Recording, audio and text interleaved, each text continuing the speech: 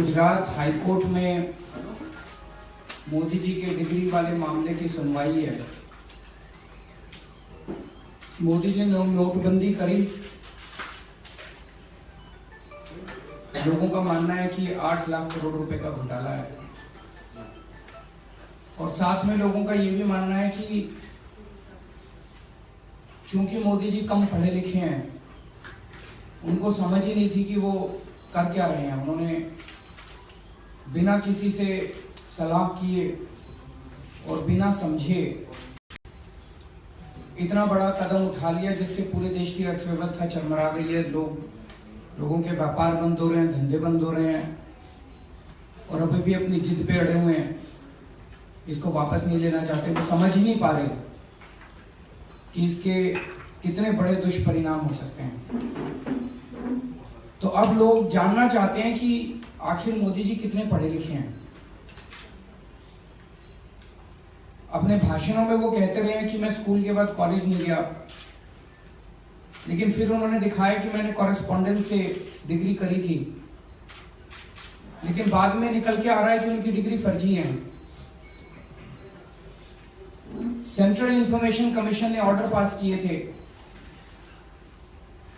कि वो डिग्रियों से संबंधित जितने भी कागजात और रिकॉर्ड्स हैं वो अरविंद केजरीवाल को दिखाए जाएं। अगर डिग्री सही है तो उनको दिखाने में क्या हर्ज है। मेरी डिग्री के बारे में लोग आईआईटी खड़गपुर में आरटीआई डालते हैं, मेरे पास आती है चिट्ठियां आईआईटी खड़गपुर की, दिखा दें। मैं कहता हूं दिखा दो जी, सारा दिखा दो। प्रधानमंत्री जी अपनी डिग्रियों को क्यों छुपा रहे हैं? प्रधानमंत्री जी ने गुजरात हाई कोर्ट में स्टे ले लिया गुजरात यूनिवर्सिटी को कह के कि डिग्री नहीं दिखाई जाएंगी, तो स्टे क्यों ले रहे हैं? और आज जो प्रधानमंत्री जी का जो सबसे खास वकील है तुषार मेहता, उसको दिल्ली से भेजा है आर्ग्यू करने के लिए कि डिग्री नहीं दिखाई जाएंगी। तो इससे मन में शक पैदा होता है कि वाकई प्रधानमंत्री जी की डिग्रियां फर्जी हैं। हम पहले भी कह रहे थे और अब ये शक और पुख्ता होता जा रहा है कि प्रधानमंत्री जी की डिग्रियां फर्जी हैं। अगर प्रधानमंत्री जी की डिग्रियां सही हैं, देश के लोगों को यह जानने का अधिकार है कि उनका प्रधानमंत्री कितना पढ़ा लिखा है।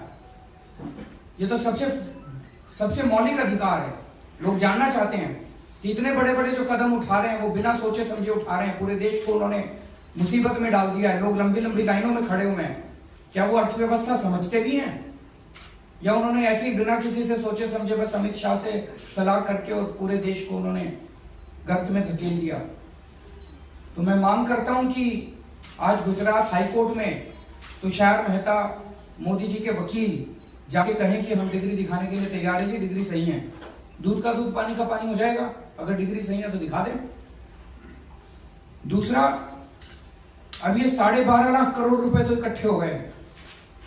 हम मांग करते हैं कि इसमें से एक भी पैसा मोदी जी अपने अमीर दोस्तों के लोन माफ करने के लिए खर्च ना करें। जैसा कि विजय माल्या के 1200 करोड़ रुपए पिछले हफ्ते माफ कर दिए, एक भी पैसा अब अमीर दोस्तों के माफ नहीं होने चाहिए। देश के सारे छोटे व्यापारियों के और किसानों के सारे लोन माफ कर दो। ये हम लोग मांग करते हैं प्रधानमंत्री जी से कि किसानों के और व्यापारियों के, छोटे व्यापारियों के सारे लोन इस पैसे से माफ होने चाहिए। जो पैसा इतनी तकलीफ के साथ लाइन में लग के लोगों ने, कितने लोगों की मौत हो गई है, इतनी तकलीफ के साथ लोगों ने जमा कराया है, उस पैसे से जनता का भला होना चाहिए, ना कि मोदी जी के अमीर दोस्तों का। अगर कोई इस पे प्रश्न है तो सवाल आपसे है, लेकिन जो चीजें चल रही है उन पर है, सवाल ये है कि सर, जिस तरीके से आईएएस एसोसिएशन ने रेजोल्यूशन पास किया, पूरी टसल जो है फिर एक तरीके से ऐसा लगने लगा है कि आम आदमी पार्टी सरकार वर्सेस लॉबी हो गई है पूरी आईएएस ऑफिसर्स की और अधिकारियों की। वहीं ऐसा ही कुछ डीसीडब्ल्यू में भी दिख रहा है, जहाँ पर आप लोगों की अपॉइंटी जो है उनकी अपॉइंटमेंट कैंसिल की गई और उधर से दूसरा अपॉइंटमेंट किया गया है एलजी की तरफ से। आखिर चल किस तरीके से पूरा रहा है स्थिति? वो तो सब लोग देख रहे हैं कि किस तरह से मोदी जी सीधे राजनीति नहीं करते।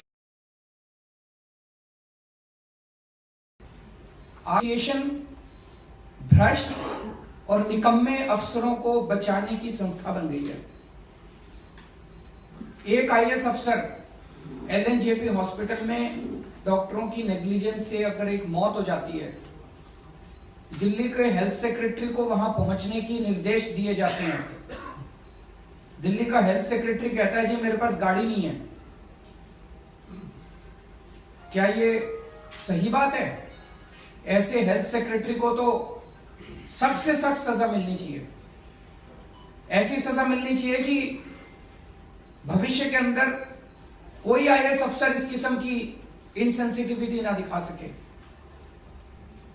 अगर दिल्ली के अंदर चिकनगुनिया फैला है, बीमारियां फैली और हेल्थ सेक्रेटरी 15 दिन की छुट्टी लेके चला जाता है, क्या उसे बचाया जा सकता है?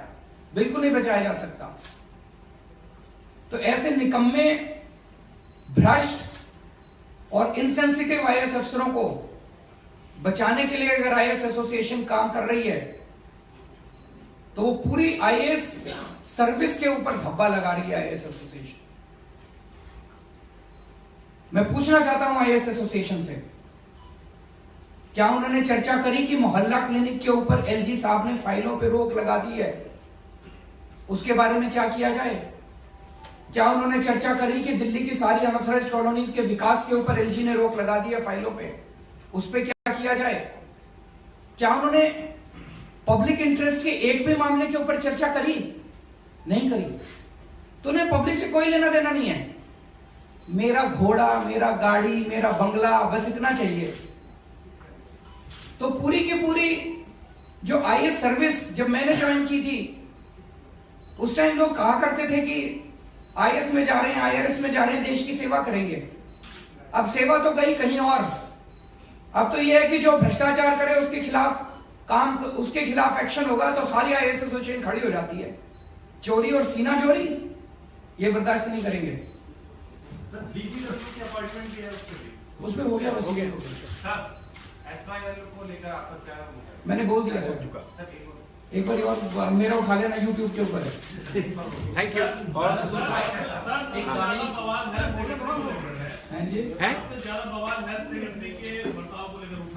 क्या उनका रिकॉर्ड से आप लोगों ने देखा है कि पहले भी वो रिकॉर्ड लेता रहा है, जब दिल्ली आती है? नहीं, कई सारे ऑफिसर्स का है। ऑफिसर्स को प्रोवोक किया जा रहा है। एंटी करप्शन ब्रांच कल हमारे पास आ जाएगी, सारे सीधे हो जाएंगे। मुझे पता है कौन कौन पैसा खा रहे हैं। एंटी करप्शन ब्रांच आज हमारे पास नहीं है। इनको सीबीआई का डर दिखाया जा रहा है, एंटी करप्शन ब्रांच का डर दिखाया जा रहा है, पुलिस का डर दिखाया जा रहा है और कहा जा रहा है केजरीवाल के खिलाफ बगावत करो। ब्यूरोक्रेसी को और एलजी को मोहरा बना के नरेंद्र मोदी जी दिल्ली की आम आदमी पार्टी सरकार से बदला ले रहे हैं और कुछ नहीं है। आईएएस अफसरों की हिम्मत है किसी देश की किसी, आप ये बताओ कि पूरे देश के अंदर आईएएस अफसरों से कितनी बदतमीजी की जाती है? हमने तो आज तक कभी किसी से बदतमीजी नहीं की। हमने क्या कहा था? उस आईएएस अफसर को कहा था 9 बजे कि भैया एलएनजेपी अस्पताल पहुंचो, एक आदमी की मौत हो गई। और आईएएस अफसरों की एसोसिएशन ने मीटिंग बुला ली कि हमको 9 बजे बुलाते हैं। तो 9 बजे क्या 24 घंटे बुलाएंगे? अगर कोई रात को 2 बजे भी बुलाएंगे? इतना ही तो कहा था और कुछ किया था।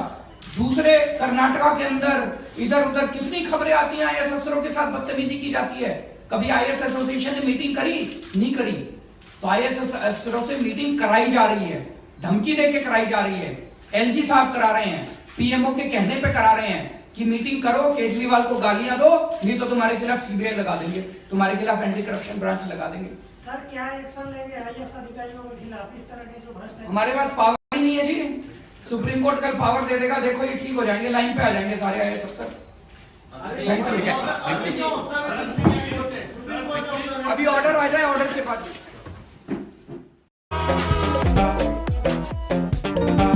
होके जुदा हम ना जुदा हो सके।